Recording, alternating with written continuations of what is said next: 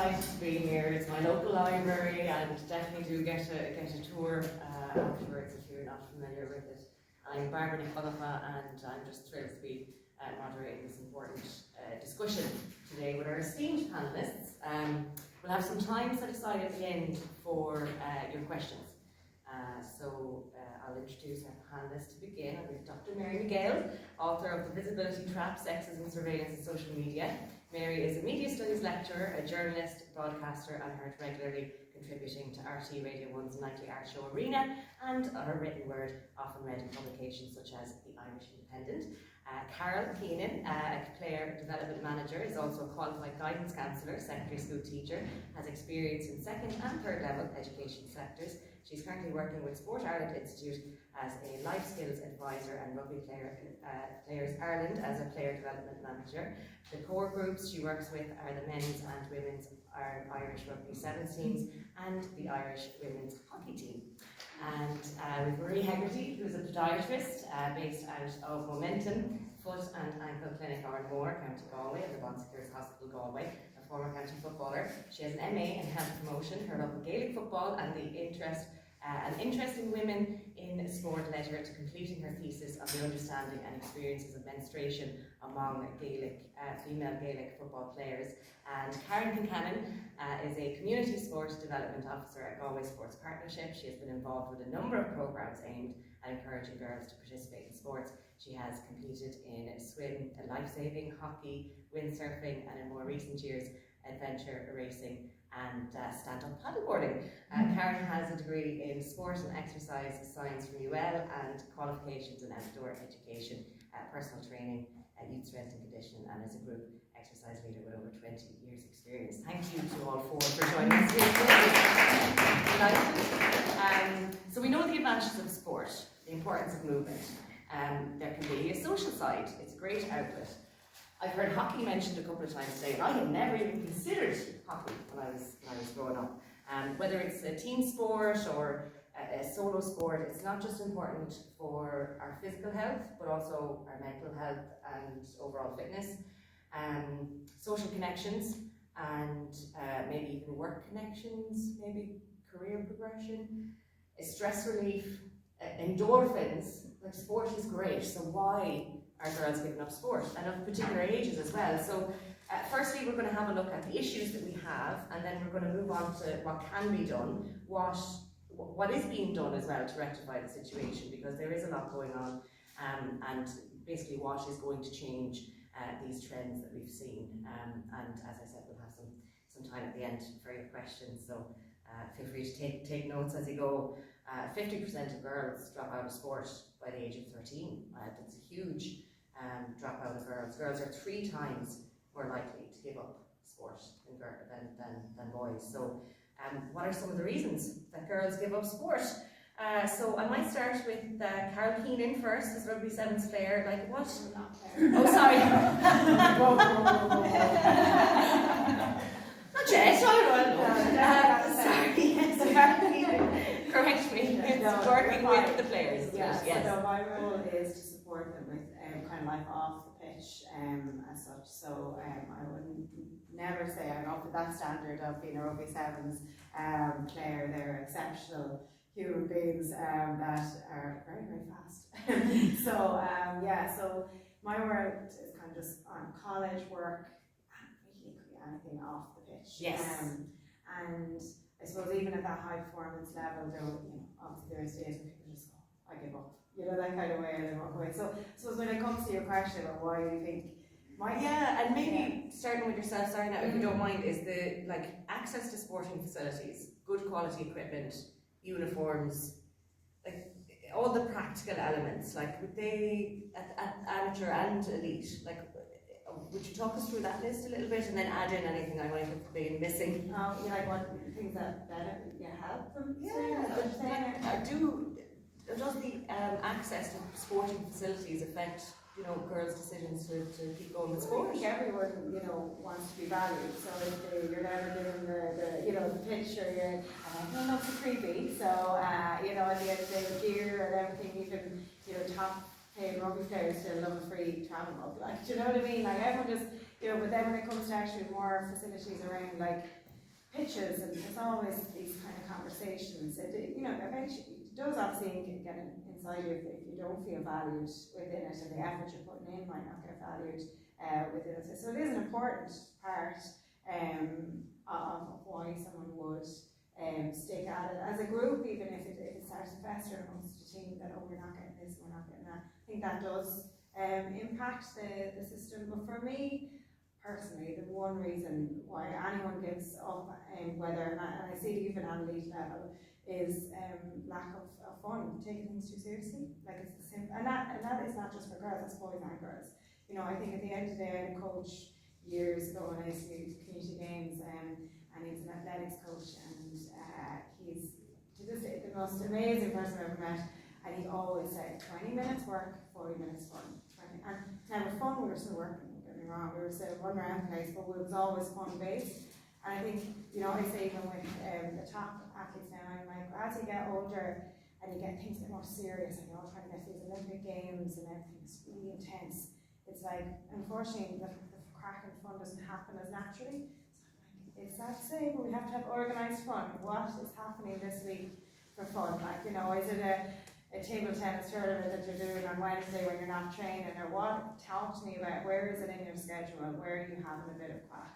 And if there isn't that in it, I don't think, no matter if you're male or female, I don't think you'll stick at something so intense. And that goes back to even amateur sports as well. When it gets too serious, people they realise actually they're not enjoying it. And I think children are the first people to say, I actually don't like this anymore. So I think, regardless of facilities or anything, you have top class. I'm working in the top class facilities. If there isn't fun, people are not, the longevity is not going to be there, in my opinion. That's great to hear, because I think maybe sometimes we think, amateur, a bit of fun, a bit of crack, and it gets serious, and no, we can't have fun anymore. But why wouldn't you have fun, even at the elite levels, as you say? Well, it has to be there for longevity. You can have very serious for a short period of time, but for longevity, you have to make sure that people are satisfied in that way, as well as results oriented. Yeah. And we might come back to facilities actually if anybody else wants to make some more points on that. But just in relation to how girls feel, because that was something I'd like to get an idea of when they are involved or afterwards. And social media must play a part in that, and it plays such a scarily big part in everything today. Do you think that social media has influenced girls' participation in sport? In elite levels maybe, or like it depends on sport as well. Like, I actually think it's turned the other direction. Like, I suppose initially, maybe that was the reason why they weren't engaging. Whereas now, I think a lot of companies, you might notice a lot of companies out there now that's talking about equality. So they're like, let's get the token athlete there, it's female, we'll put her in here, and off we go, social media, and then everyone's like, oh, I want to look like her, and there's that kind of thing going on. But so I do think there's actually a push that it's actually helping in a way, but now the imaging and all that kind of thing is a whole other issue. But I do think there is a lot of money, even on the corporate side, that's been put into looking at that equality piece and going, right, well, that person fits our values and what we want in this company, so let's use that sponsorship thing, using social media to do that. There's a huge amount of, I know from working, there is a huge amount of opportunities for women that are in sport to be brand ambassadors and all this kind of thing. So that's definitely a massive push, even in the last 12 months. At the elite level, between the soccer and the rugby, they're all flying. Like, the girls are ruling trending. Yeah, they are. They really are performing to such a great standard. So it's good to see that that's happening. But then I suppose there's lots of other, with social media, it's like, even last week there was one of the girls I work with was someone was going through Childline. She had got a gig through that, and it was coming on Saturday, and she was a bit nervous about it, and I was like, the game started.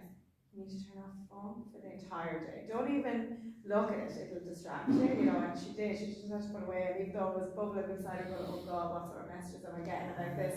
But it was a very sensitive issue in the end, but at the end of the day, you have to manage them. Yes, the phone and the social media does have to be, you have to be able to manage that, but it also has provided a lot of opportunities. There's no doubt that it has provided a lot of opportunities at elite level. Yeah, advantages there and used for different campaigns. And how is female participation in sport seen on social media, Dr. Mary McGill? That's a very interesting question, and I think, you know, it's exactly right. It's a really, really mixed bag when it comes to social media. So on the one hand, and I think that point about values is really important as well. We talk about the media in general. What the media gives attention to is seen as valuable in society, right? It spotlights certain things that we're all supposed to care about.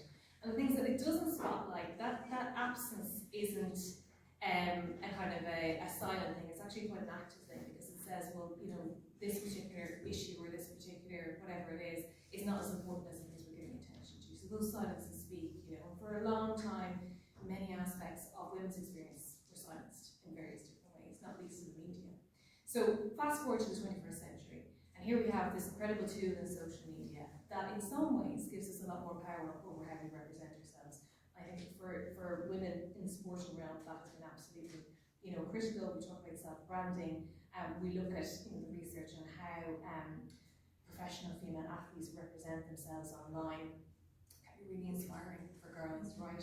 And the number one thing the research shows us that female athletes kind of consciously cultivate online is showing their athletic competency, right? So showing their talent, showing their skill sets, showing themselves at training, bringing people into their world, which is the type of representation of women in sport that I did not see growing up. And I think that we would not have had access to until very recently, right? And I think social media has created a space where we talk back to those absences in the media and go, there was a women's game on Saturday and there's nothing about it in the sports pages, and it was really important. I mean, I follow one woman on Twitter, and all she does at the weekends in relation to women's sports is something quite simple. She goes to the sports pages and she looks at the photographs in the coverage, and she counts what's there, and she points out what's missing. It's a very simple act, but she's documenting through counting, and she's putting it on Twitter. And so you can still see those absences because they have not gone away. Things are getting better, but they've not gone away. So young women now are coming up and you know, they're engaging with women they admire online, showing themselves, living these lives as professional athletes, and what that takes, and enjoying themselves, and also the health benefits of that and so on. That said, social media can enable perspectives and forms of criticism that can be very invasive to female athletes. There's a whole emotional dimension that's described in relation to managing yourself online. A lot of people, if they don't have professional management, they're doing that in conjunction to playing their game, being a public figure, and that can be very demanding emotionally. You're getting criticism unfiltered directly to you. You can be getting unwanted male attention. And young women are seeing all this being directed and play out to these high-profile, successful women in this space. So quite often what you get is, you know, you've got the work of being an athlete, being a professional, but then you've also got this kind of very gender-based criticism coming out in the public realm. Young girls see that too. Just as they see all the images, that culture that we've had, that tradition that we've had, where women in the public eye, the emphasis has been on them as beauty objects, as passive, rather than as active, as their bodies belonging to them, and something they use to move through the world, rather than their bodies being for other people to look at. You know, it's a really important distinction, and the great thing about sport is that sport shifts that focus. Yes. You know, brings it back to your body being something that you enjoy, something you use as a tool, something you use to master the world, which is such a positive thing, rather than, we'll say, you know, a culture where it's all about what you look like, you know. So I think social media can be a wonderful space for young women to encounter new types of role models and have access to them, but I think it's also a space where really regressive perspectives can be amplified and be very loud. So it's not just about social media, it's about, even though it has a part to play, I think countering this awful drop-off that we see requires a really broad, it requires investment in practical things, but also it requires a cultural shift and expansion in how we understand, you know, women's talents, women's desires, women's bodies, and women in the public sphere. Yeah. And that work is ongoing. Yes. You know, social media's got an important role to play, but it is a mixed bag. Yeah, definitely. And a positive that I have seen on social media, there are many positives, and I love that we've mentioned a few of them already, but we're hearing more and more about uniform changes. So how do you think that uniforms up until now have had an impact on participation? Maybe, Karen, would you like to? Yeah, I don't think I'm the qualified person in this panel actually to answer that question, because I don't really have anything to do with uniforms, because we take it slightly different. So I don't know, does someone else want to take that? Yeah, well, I definitely Marie has. So part of my thesis was looking at menstruation experiences in Gaelic footballers. So you had players from the age of like 18 up to 32. So they all have a range of experiences from way back when and then more recent ones.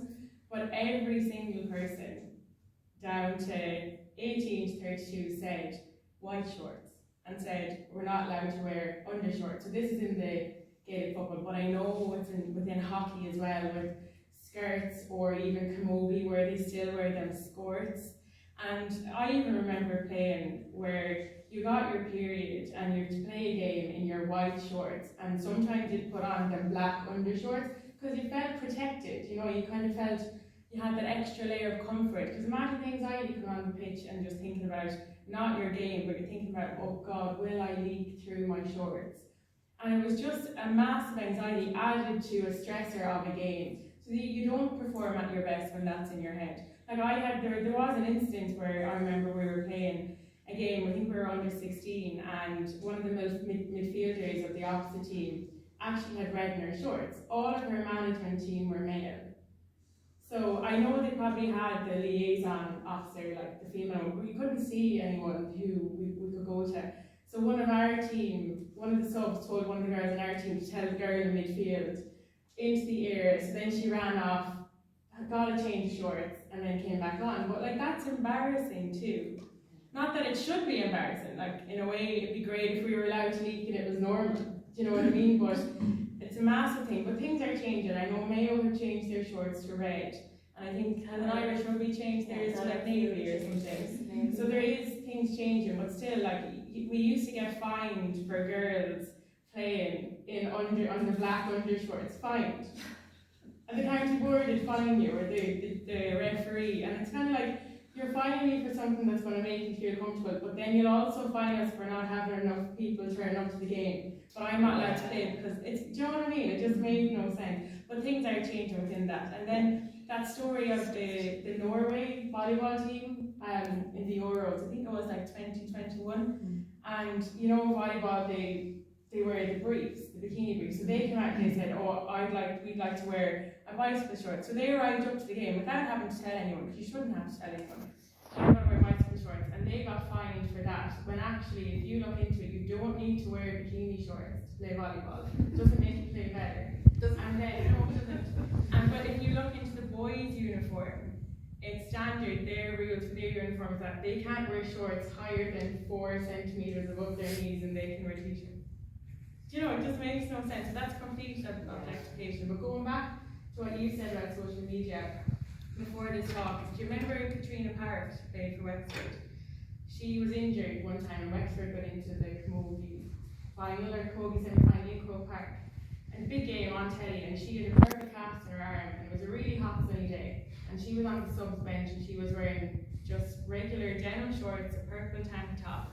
And she just went onto the pitch to give one of their players a water bottle. And a picture was taken of her. She had her hair down. She looked lovely. And out of the whole game, there was no social media about how the game went, like how good the game was, how the players played. All the social media of that game was a picture of Katrina, and the headline, I think it was Joe Donaghy or one of these, and it said, "New GA pin-up girl." And that was it. Now that's 2013. But I was chatting to her about it, and she said it's still there. Like she still gets comments about that picture. So the objectification is cruel, because then you've girls looking at their social media. Girls are coming on social media so much younger now. So then it's like they're seeing all of this. So then they feel like, oh, I need to look that way then to get represented in my sport, when it's not about the sport at all. So yeah, and that's born out of the research, you know, talking to female athletes about their presence on social media. That is one thing that they come up against again and again. And sometimes even from sponsors and so on, who want them to present themselves a certain way that goes against, we'll say, how they want to be seen as professional sports people, right? There's this idea that you should be in some cases hyper feminine or objectify yourself to look a certain way. And again, you know, we talk about visibility and representation, none of that stuff is neutral, and it does send a message. And just as you're describing, that's a whole other layer of complication for women to have to do with at amateur level and at a professional level. And it's also something that young girls are seeing play out, right? They're seeing people, you know, kind of been put in this position or getting this type of criticism. You know, I mean, how frustrating is that? How does an individual even begin to speak back to that? Social media just creates. She did say that because she was in the realm of the match and everything during that time, she didn't really take note. But then it was only when the season finished, and then she was kind of looking back and thinking, she was like, "That's not good. That is just not right." Yeah, Exactly. another famous photo from an AFL player, that it's like she'd have kicking the ball. I mean, when I see the photo, I was like, God, she's so athlete, like the way, like her like flexibility of her leg was over her shoulder. You know, that's the first thing that came to my head was, God, she's an athlete. But I didn't even know the backdrop to it. The whole talk was about social media, and then I wouldn't even think of you know, saying any of the things that the comments that were on that picture were like so disgraceful. And you know, when you see it, there was a couple of saying, like, God, what could they say? You know, I couldn't even think what you could say. Then they started explaining some of the like disgusting things that were said, and I was like, who comes up with this stuff? Like, you know, that kind of way. But now, you know, that was just one of those kind of examples of where it was just totally, who thinks that's okay to say anything in that isn't the obvious to me, which was what a great athlete that is. You know, but you'd hope that that's what young girls are thinking, looking at the photo as well, but then they will also see the comments. Yeah, I mean, no. just to say, yeah, it's the cultural thing, right? Because that's not that we're talking about centuries of women's bodies are supposed to be a certain way. They're sanitized. We can't even cope with the idea that they have periods, even though they always have. You know, the level of catch up that we're still playing. You know, and I just you know, what we were talking about earlier. You know, that's why practical supports are so important, because that helps shift things at a cultural level. But so too, I mean, that's pure sexism. It's pushing back, like sporting organisations, platforms themselves. There needs to be a pushback against that kind of. You can't cut out all that kind of rhetoric. But just as you're describing, it's so dispiriting. It's dispiriting as an adult.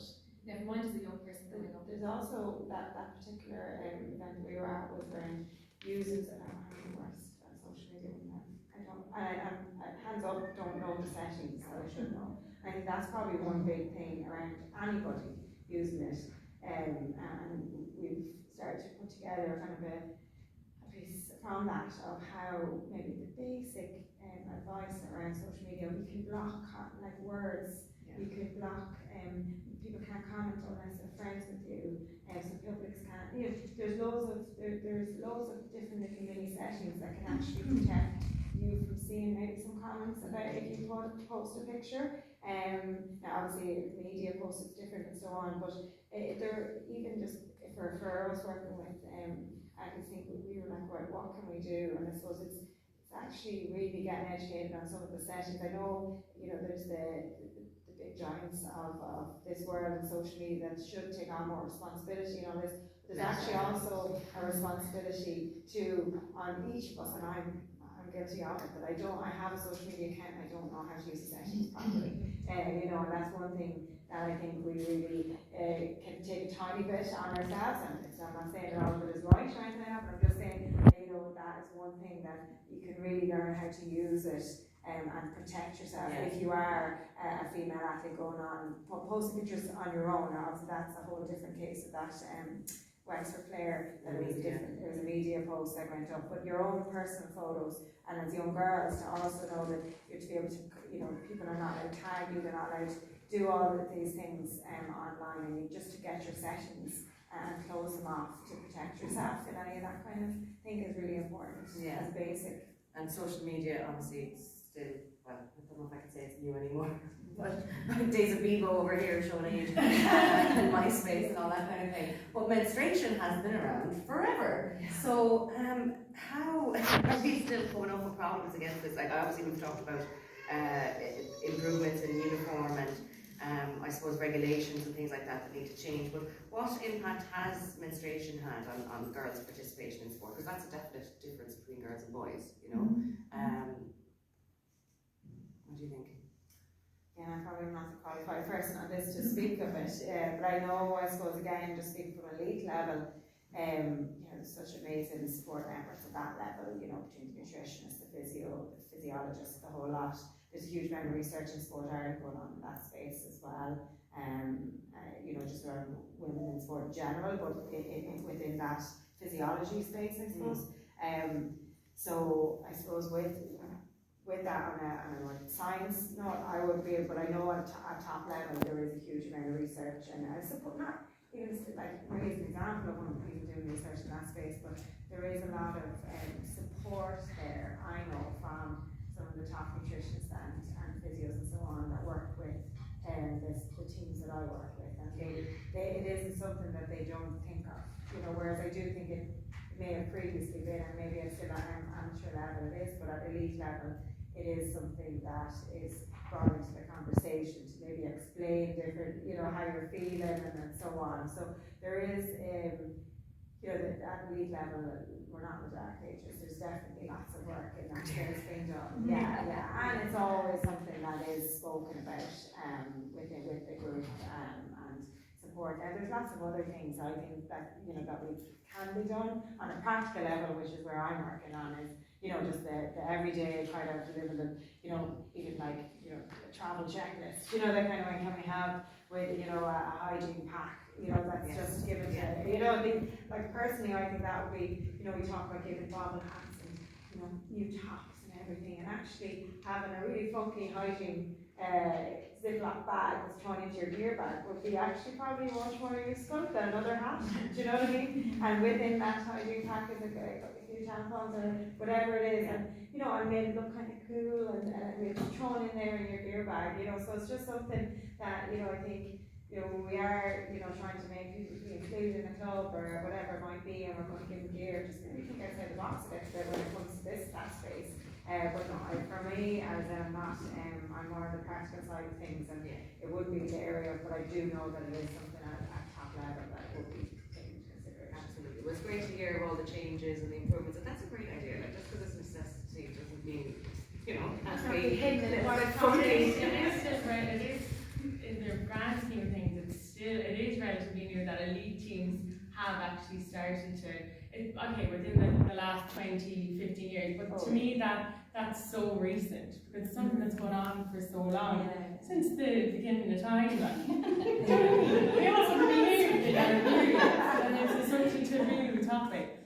But menstruation, like for athletes, just within the research I did, like it was simple things like actually being aware of your cycle. A lot of girls don't know what the menstrual cycle is, and then when they get all these symptoms, they kind of get very anxious about them, and actually some of the symptoms can be quite normal and can be dealt with. So like regardless of being an athlete or an amateur, like you're going to you may get stomach cramps, you can get headaches, you can feel tired, you can do this, but then imagine putting that onto your training schedule, and then you have to perform at your best, and then you're feeling sluggish and you're feeling weak, and then your coach is shouting at you because you're not playing as well as you did last week, and you're too afraid to say, oh, it's because I'm on my period. Well, you really need to open up the conversation between coaches and players and make it not a taboo subject, so that I would love to be able, for girls to be able to come up to training session and say, look, whatever, Paddy or Nuala, whoever, look, I've got my period today, I am going to train, because it's not a disease, right? We have to not think of the period, getting your period as, oh, I'm sick. You're not sick. This is something that's going to happen all the time. It's about training with your physiology and not against it.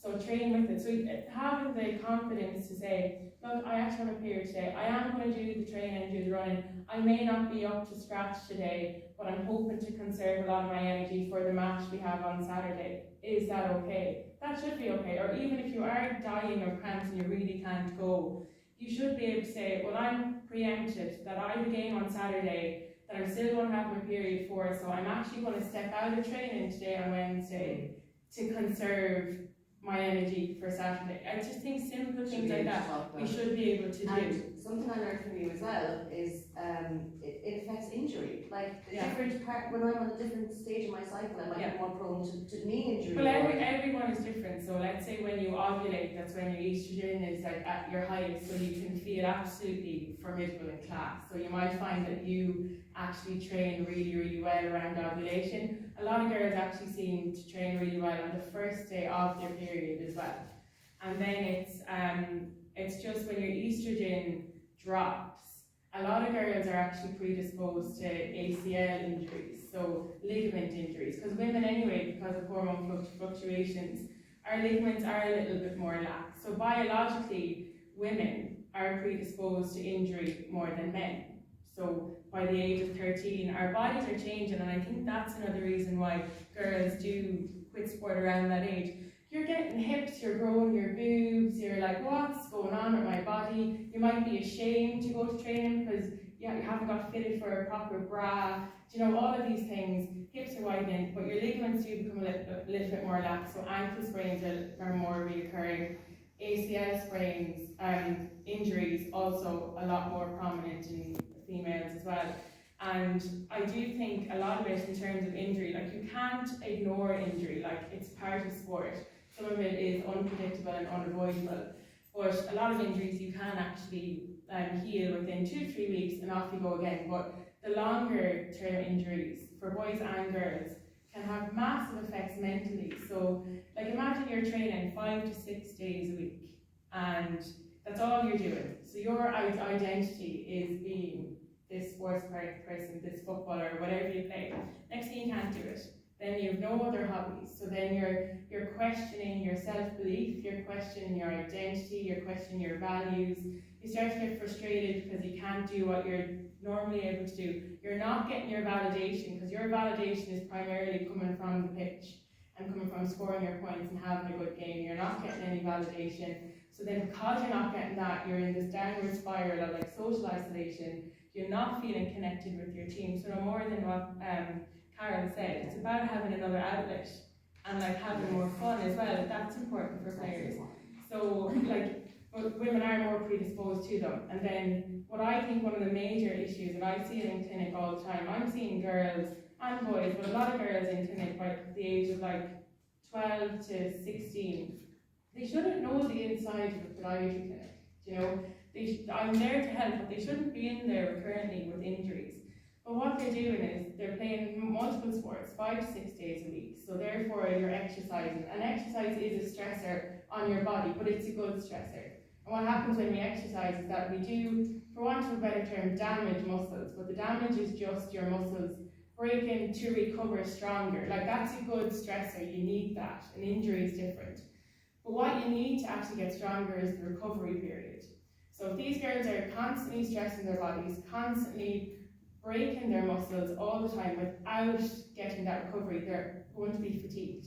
So I'm seeing a lot of girls in here that don't have adequate recovery. And by recovery, I don't mean doing like yoga or Pilates. I actually mean sitting down on the couch, watching TV and sleeping. And you know, the normal recovery things, eating enough.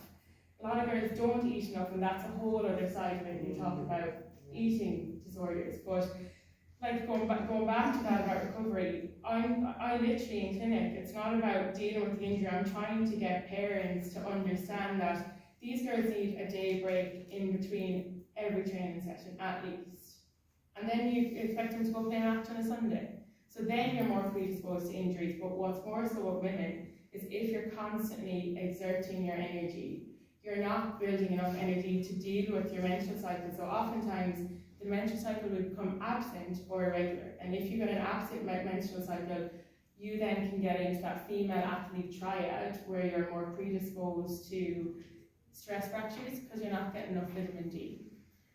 Because hormones deal with that. Your body shuts off its hormone function in order for you to exercise.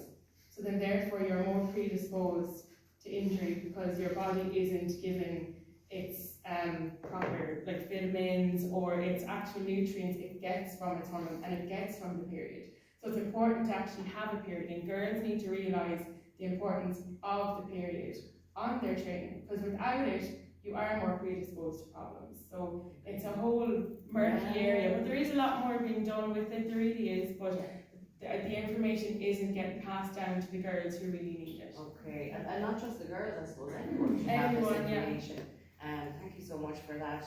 And Karen, not only with the Galway Sports Partnership, but involved in a lot of sport yourself, and it's not just team sport. We need to remember there's a lot of solo sport too, and you've kind of been involved with both. So what are the what motivates girls to be involved in sport, to stay in sport, and is that different from boys, do you think?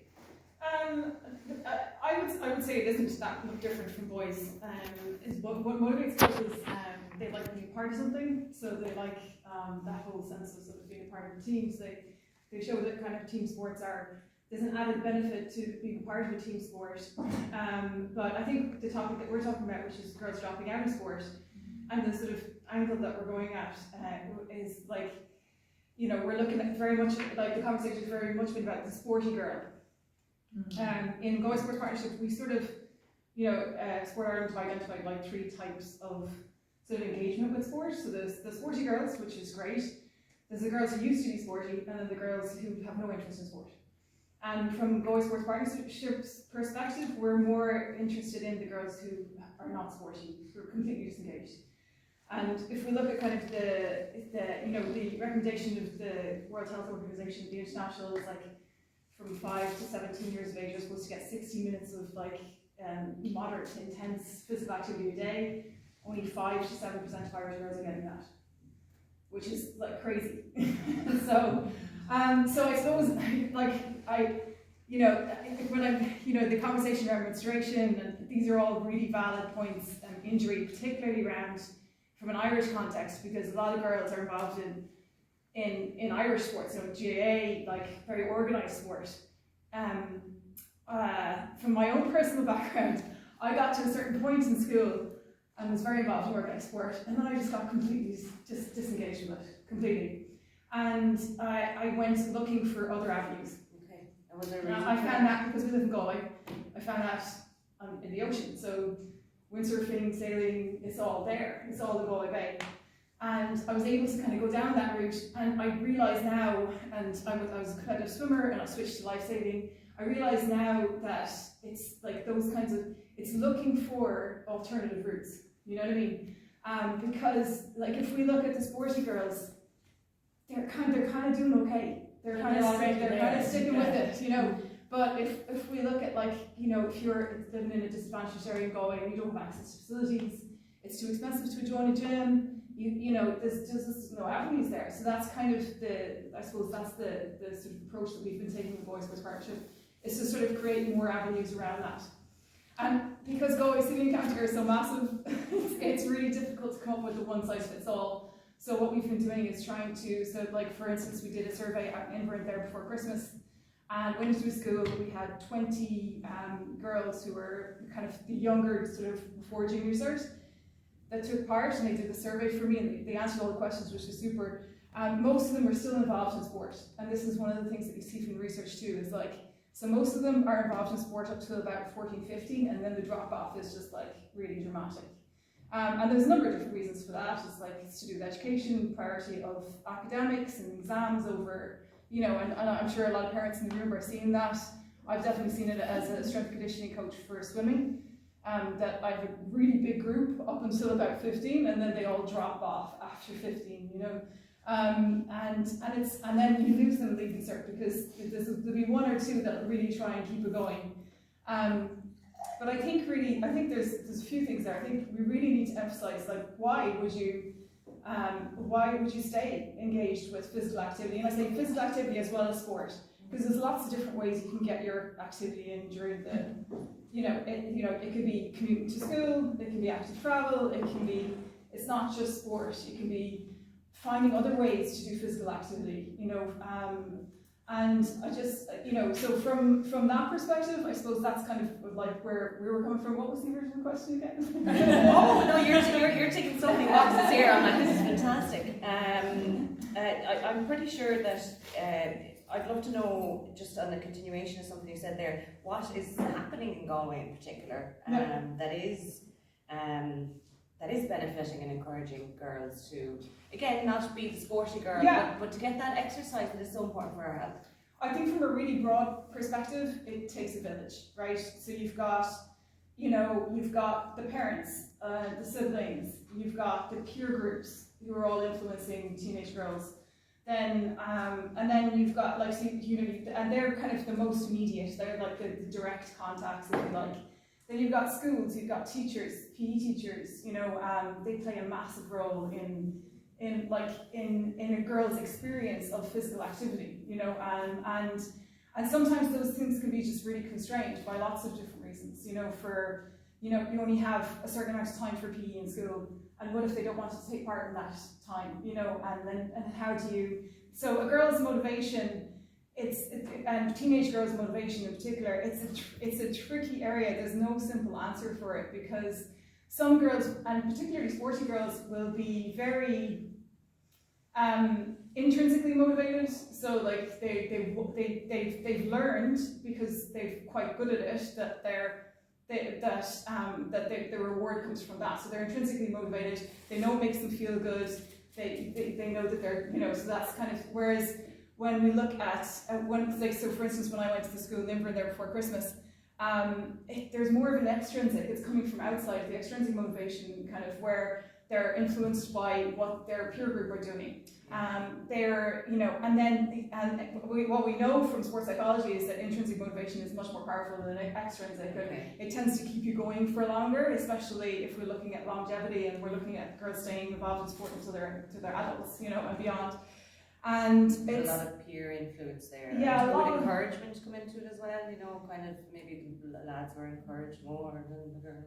yeah, like I think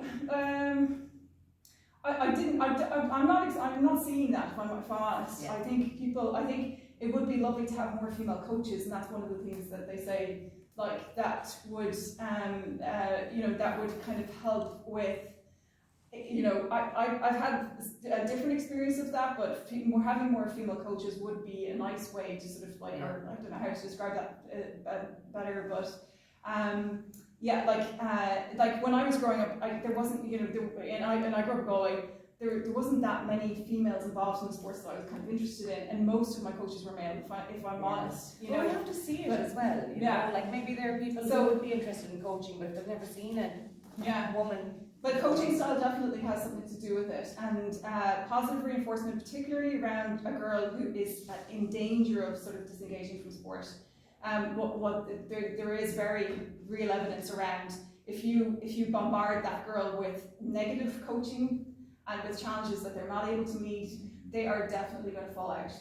Doesn't that mean like we should change you need to change the culture of the sport then, rather than it being competitive and winning? Like, moments of pride are massive for everyone, regardless, across the board. If you get that moment of pride, you get that kind of adrenaline rush and you want to do it again. So your moment of pride shouldn't just be about winning, because then if you lose, and that girl who's just about on that edge, she might fall off. But like, what about skills progression? Like, even if your sport or activity was, like, I'm a Pilates instructor, so for instance, like a Pilates class, if you actually got a moment of pride because you got recognised for doing something you weren't able to do on week 1, and now you can do it on week 4, like, for anyone, like, that's a bit of a hit that you will want to go again. So changing the culture around what the sport looks for is massive too.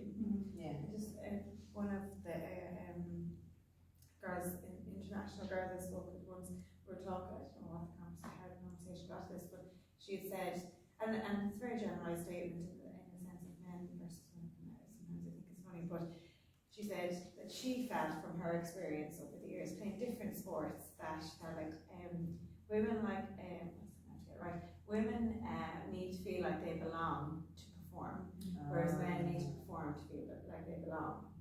So I think that goes back again to what you said of that whole belonging piece, and actually feel like, oh, you know, this is mine, this is for me, I'm really part of this group. Or even if it's an individual sport, you can still be part of a wider team in that, and how to kind of really encourage that this is your place, you should be here. And it's not really about how many goals you scored or anything like that. It's more about this is your community, this is for you, and you belong here.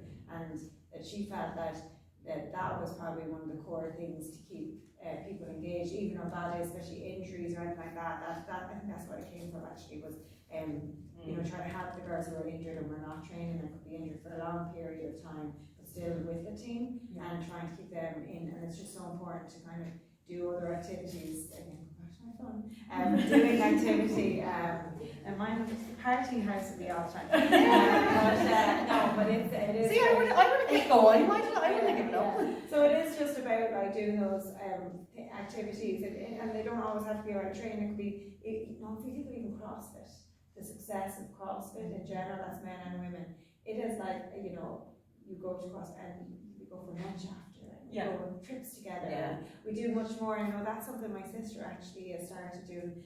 Some courses or classes at home. She qualified as a PT and started doing clothing classes with targeting women who don't exercise that much, and just doing it in a local hall, very casual, and doesn't do the. I'm kind of more the if I was in the gym, I want someone like shouting at me, go, and that's my style. But she's the complete opposite, and she goes in with a whole different style, and you see. But then they do a social day every month, so they go like races once. They went, they organise these social events that then a group of them were going. We did bingo loco another night, and like it was all bringing a group of women together. And like people of all ages, and yes, the core of it was weekly movement and exercise, but there was more of a sense of belonging and the social aspect. And there was the social aspect of it as well is a big draw for that's people. it. And actually, I played with GA, and when I was teaching, I was playing with a club, and we were really, it was devoid of me, and we were really doing really well. But like there was a girl in my third year business class at the time, I was teaching her, like, but it didn't matter as long as we had a good, and I would think that at that time we did really well that year, and we kept winning. We're still winning now. Yeah, those girls are amazing on the team, don't get me wrong. But it was because we all were really looking forward to going to training, and like even though I was one of their teachers, they just never called me their first name. They just addressed me by Keenan, and left out the misfit, but they would never address me by first name. But it was that we built a culture, and as Marie said, a culture of this is where you belong, and it doesn't matter, how good you are, what age you are, what you do, it didn't matter, but you're here, and we were going to go on this together, and we had such an amazing year. But I always went that this is a unique group of people together, just because we're the the senior team here, and our team's under 16 team, it's the under 16 team that year, at that moment, at that time, and you're a unique group, rather than just everyone's a player, and it's making everyone feel very special at that time. And like we can do that so easily by little bespoke things, like we don't have to be bigging them all up, but it's about treating each individual and then each individual team as very unique, and this is your space, this is your year, this is your time, and being very inclusive in that space is what I kind of think that does happen, and that leads to the social part. And encouraging them to enjoy the experience, yeah. And we're doing it, I suppose it has to come from us, doesn't it? We're doing it for ourselves, and that's the motivation. But we've touched on quite a few things that we might include here at the end. We might try and summarise a little bit of, okay, so what has changed that has worked, that is keeping girls moving or exercising or in sport, whatever it is,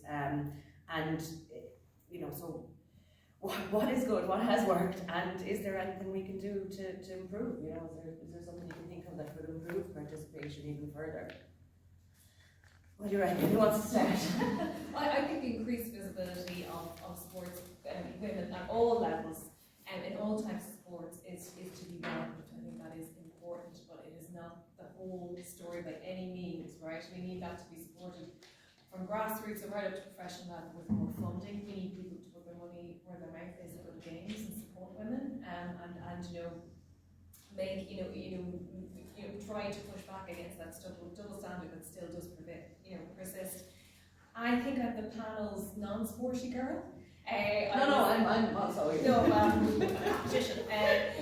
But I just listening to Marie and that, I think I got the message in secondary school because of the nature of the PE class that I attended that sport wasn't for me, and that actually became part of my identity, and I carried it with me for the longest time until I found my way back to it again, and I discovered things I did enjoy and that I've kept up since.